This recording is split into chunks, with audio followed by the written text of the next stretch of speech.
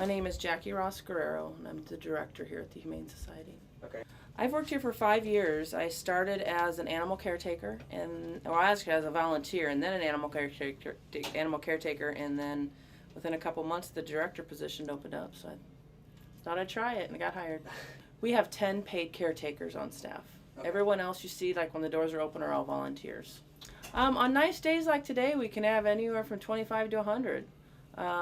We also take in court-ordered community service. So the people who come in, you see mopping and washing windows and stuff, they're here for community service.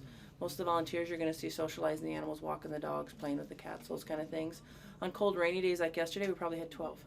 So it just kind of depends. On nice days, we're overwhelmed, and then on the colder days, it's a little quieter. My name's Emily Goodwin. I'm a freshman, and my major is Human Development and Family Science.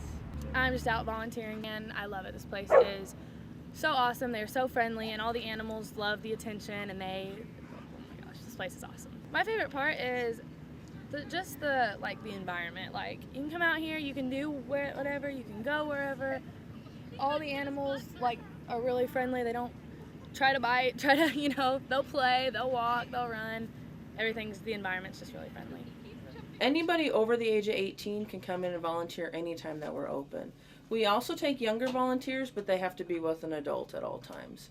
So if you have a younger child, we have them as young as 3 and 4 come in, but they have to stay with a parent at all times. Well, Kat, who's a volunteer, who's been running around doing transfer for me, she started when she was a freshman, and she actually did get a cord when she graduated. I've known her for 4 years as a volunteer. She's become a very good friend of mine. Volunteers usually turn into be caretakers. So a lot of them turn into be good friends of mine. I was actually in her wedding. I walked her dog down the aisle for her. So we went from meeting each other as she signed out a liability form to me actually helping her out with her wedding. We can hold up to 65 dogs and 50 cats.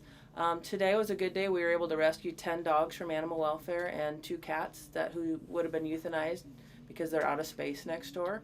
But we were able to go over and pull them all out, and they'll stay here until we find them a good home. They have not euthanized due to lack of space for almost 15 years next door to animal welfare. So we work hand in hand with them. That's the only way we get our animals. I don't do any intake from the public. Every animal that you see here was once at animal welfare for either being a stray or owner surrender. Okay. If it's a stray, so if someone walks through the door and says, I just found this dog running down the street, they put it in isolation for 5 days. If after those 5 days no one comes to claim them, they spay, neuter them, get them up to date on their vaccines, and they put them up for adoption for 5 days. If after those 5 days they're out of space, that's when I step in. We check all the dogs for heartworms, we check all the cats for leukemia and FIV, and give them all their rabies vaccines.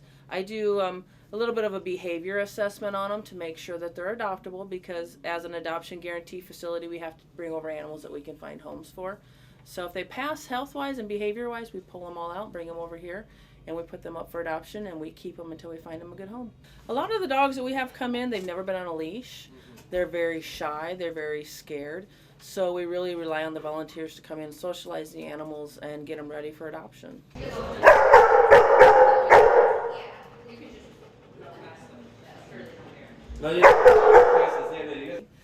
As far as the animals, Bruiser's up for adoption, and he's almost too attached to me. As you can tell, if he's not with me, he screams like a little child. And I currently have 3 cats and 2 dogs from here that ended up at my house. So it's a fun job, and I get attached to a lot of them, so I like to keep up on them, know how they're doing.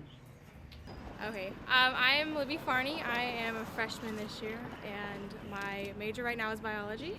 And I just came in to talk about volunteering and stuff here, and I saw him over there in the welfare area, and I thought he would be the perfect dog for her, so I came in and adopted him. Well, my mom tries to keep me away from places like this because she knows I want to adopt them all, but I just feel like it's good for the animals. There's a lot of, it's driven off of that. It's driven off people donating money and volunteering their time, and why not? Like, these dogs are adorable. Why would you not want to spend some time with them? Well, you guys kind of saw we had a happy adoption. We just rescued that dog today. It only had it for 20 or 30 minutes, and he found a home. Bruiser, this little guy, he actually came to me with kidney stones. He's about 8 or 9 years old, so he's got some health issues, and we're working to find him a good home. So it's just the day-to-day activities of trying to find these awesome animals who were once homeless, good homes. And then when they come back and tell us the happy endings and, oh, best dog ever, we just love them, it's really fun to find these animals good homes.